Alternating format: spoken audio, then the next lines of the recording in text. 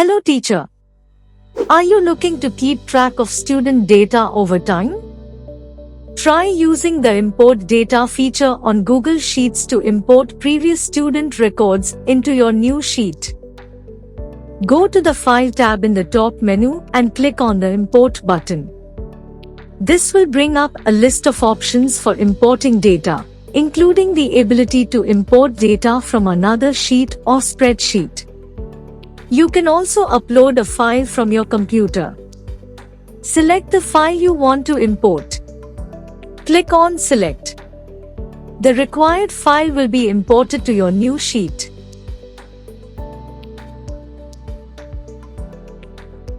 With this feature, teachers can focus more on their teaching responsibilities and less on data management, thereby increasing their productivity and efficiency.